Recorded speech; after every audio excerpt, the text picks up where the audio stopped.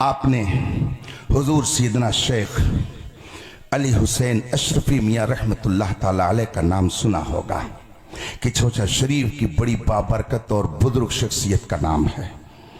आला हजरत के जो चंद ऐसे करम फरमा मशाइख थे कि जिनके जाने पर आला हजरत के यहाँ ईद का मौसम हो जाता था, उनमें से एक ज़ात हजरत सैयदना अली हुसैन अशरफी मियाँ की है। हजरत अली हुसैन अशरफी मियाँ रहमतुल्लाह ताला अलैह तशरीफ ले गए मुरादाबाद की तरफ। रामपुर के दौरे पर गए। नवाबे रामपुर को पता चला कि हजरत सैयदना अली हुसैन अशरफी मियाँ तशरीफ लाए हुए हैं। नवाबे रामपुर ने अपने घर आने की दावत दी। हजरत ने उसकी दावत को कबूल कर लिया और फिर जब पहुंचे तो नवाबे रामपुर ने अपने तख्त पर बिठाया। गर्मी का मौसम था। उस जमाने में आज की तरह ये पंखे और ये कूलर और एसी का इंतजाम नहीं था। नवाबे रामपुर के खुद्दाम खुद पंखा हाथों से झलते थे और नवाब को हवा पहुंचाते थे। जब हजरत सैयदना अली हुसैन अशरफी मियाँ रहमतुल्लाह ताला अलैह तख्त पर तशरीफ फरमा हुए तो नवाबे रामपुर ने खुद ही पीछे से पंखा झलना शुरू कर दिया। मजमा सामने मौजूद था। आज हमारा भी हाल बिगड़ गया, आपका भी हाल बिगड़ गया।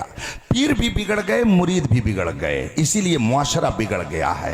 पहले ज़माने में जब उलमा और मशाइख आते थे तो मुरीदीन उनके सामने अपनी ज़िंदगी के मसाइल रखते थे और वो शेख अपने मुरीदों को नमाज रोज़े के मसाइल बताते थे, ज़कात के मसाइल बताते थे।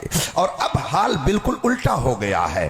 पीर आएगा, एसी रूम में बैठेगा, दावत तवाज़ो होगी, गपशप होगी, स्टेज पर आएगा और उसके बाद में तकरीर किया, दुआ किया, चला जाता है। बहुत सारे मुरीद भी कहते हैं क्या बताएं, पीर साहब से मुलाकात का मौका ही नहीं मिल पाता है, बात करने की फुर्सत ही नहीं रहती है। मगर पहले ऐसा नहीं था, बल्कि जब कोई शेख आबादी में आता, लोग इकट्ठा होते, वो शेख उनसे पूछता तो वो मसाइल बताते थे, लोग अपने सवालात करते थे। हजरत सैयदना अली हुसैन अशरफी मियाँ स्टेज पे तशरीफ फरमा है, तख्त पे जलवागर हैं।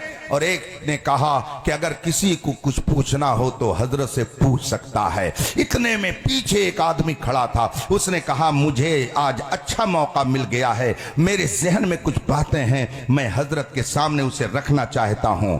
इजाजत मिली, उसने सवाल शुरू किया और पहला सवाल उसने किया, हुजूर ये बताएं कि बंदा अगर दुआ करता है तो उसकी दुआ कौन कबूल करता है, उसकी दुआ कौन कबूल करता है। हजरत ने इरशाद फरमाया, ये भी कोई पूछने की बात है, हर मुसलमान ये जानता है कि अगर बंदा कोई दुआ करता है तो उसकी दुआ खुदा कबूल करता है, उसके अलावा कौन कबूल करता है, खुदा कबूल करता है। कहा हुजूर ये बात समझ में आ गई। अब दूसरा सवाल उसने किया, हुजूर ये बताइए कि उसको कहां से पुकारा जाए, उससे दुआ किस जगह बैठकर की जाए ताकि वो हमारी पुकार को सुन ले और उसका जवाब दे दे। हजरत ने इरशाद फरमाया, जहां से उसको पुकारोगे वो तुम्हारी पुकार का जवाब देगा, उसके लिए दूर और नजदीक कोई चीज नहीं है।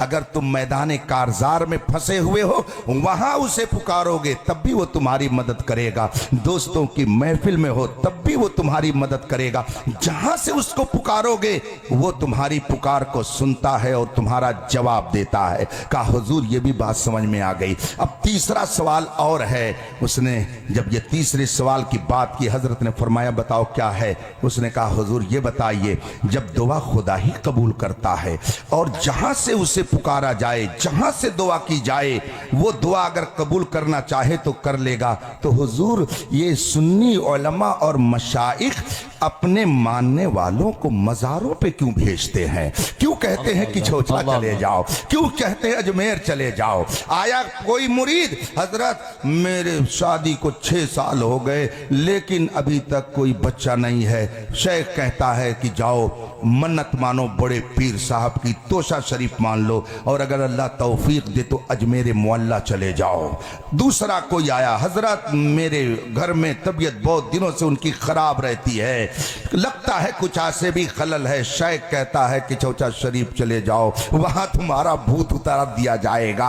अब वो आदमी कहता है कि जब दुआ खुदा ही कबूल करता है और जहां से उसे पुकारा जाए वो दुआ को कबूल करना चाहे तो कर लेगा, तो आप लोग मज़ारों पे क्यों भेजते हैं? क्यों कहते हैं अजमेर चले जाओ? क्यों कहते हैं साबिर पिया कलियरी के यहाँ चले जाओ? क्यों कहते हैं कि छोछा चले जाओ? जब खुदा ही दुआ कबूल करता है तो मज़ारों पे क्यों भेजते हैं? वहां जाने की क्या जरूरत है? तीसरा सवाल जब उसने किया, हजरत ने फरमाया करीब आ जाओ, दूर होना थोड़ा करीब आ जाओ। अब वो जब करीब आया तो हजरत ने फरमाया बैठ जाओ। सामने वो बैठ गया, थोड़ी देर बैठा रहा। नवाब रामपुर आहिस्ता आहिस्ता पंखा झल रहे हैं। चूंकि वो नवाब थे मगर वो दीनदार थे, इसलिए वो समझते थे कि एक बुजुर्ग का मकाम क्या होता है।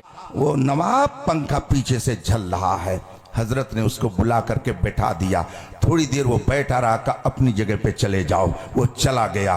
कुछ देर इधर उधर की बातें हुई। उसके बाद में हजरत अली हुसैन अशरफी मियाँ रहमतुल्लाह ताला अलैह ने फरमाया, वो सवाल करने वाला किधर गया? उसने कहा जी हुजूर मैं हाजिर हूँ। कहा यहाँ आकर के बैठ जाओ। कहा हुजूर एक बार बुला करके तो आपने बेइज्जत कर दिया कि बगैर जवाब दिए वापस कर दिया। हुजूर फिर बुलाना चाहते हैं? कहा नहीं नहीं, आओ करीब आओ। अब जब दोबारा वो करीब आया तो हजरत ने उससे पूछा, ये बताओ कि तुम यहां जब बैठे आकर के अभी इससे पहले तो तुम्हें पंखे की हवा लग रही थी कि नहीं लग रही थी? उसने कहा जी हुजूर पंखे की हवा लग रही थी। कहा जब मैंने तुमको यहां से वहां भेज दिया तो पंखे की हवा तुम तक जा रही थी कि नहीं जा रही थी? कहा नहीं हुजूर नहीं जा रही थी, वहां पंखे की हवा मुझे नहीं मिल रही थी, मैं यहां था तो मुझे पंखे की हवा लग रही थी। हजरत ने फिर नवाब रामपुर से पूछा, नवाब साहब ये बताइए कि आप पंखे की हवा मुझे दे रहे हैं कि इसे दे रहे हैं?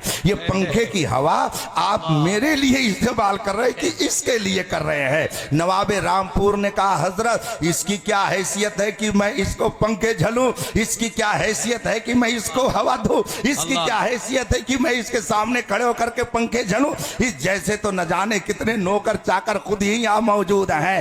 हजरत अली हुसैन अशरफी मियाँ रहमतुल्लाह ताला अलैह ने उस साइल से फरमाया, सुन देख तू दूर था मुझसे तो तुझको पंखे की हवा नहीं मिल रही थी, मेरे करीब आया जबकि पंखा तुम्हारे लिए नहीं झला जा रहा था। नवाबे रामपुर पंखा मुझे झल रहा था मगर तुम मेरे करीब बैठ गए तो देखो नवाब की हवा तुमको भी मिल गई। इसका मतलब यह है कि नवाब अगरचे तुम्हें पंखे की हवा नहीं देना चाहता लेकिन जिसको वो दे रहा है अगर तुम उसके करीब चले जाओगे तो तुम्हें भी फैज मिल जाएगा। हम अपने अवाम के बारे में ये जानते हैं कि इनके पास वो अमल नहीं है, इनकी जबान में वो तासीर नहीं है, इनका किरदार इतना पाकीज़ा नहीं है, इनकी गुफ्तार में वो लताफत और रवानी नहीं है, इनके दिल के अंदर वो इखलास नहीं है, इनकी जबान में वो सोज नहीं है। हम ये जानते हैं लेकिन गौस वो है जहां रहमतों की बारिश होती है, ख्वाजा वो है जहां अब्र रहमत बरसती है, हजरत मखदूम पाक वहां है वो है जहां रहमतों की हमेशा फुहार बरसती है। हम इनको इसलिए वहां भेज देते हैं कि वहां जो रहमत इलाही झमाझम बरस रही है, ऐ मुजरिमों जाओ तुमको भी वहां से कुछ हिस्सा। सुभान अल्लाह। हम इसलिए अल्लाह वालों से अकीदत रखते हैं कि उनके सदक़े में रब हमें भी माला माल। बेशक सुभान अल्लाह। नारे तकबीर, नारे रिसालत, अज़मत मुस्तफ़ा, फैज़ान गौसे आज़म, फैज़ान मखदूम अशरफ, खलीफा हुजूर ताजुश शरिया, नारे तकबीर, नारे रिसालत। सुभान अल्लाह।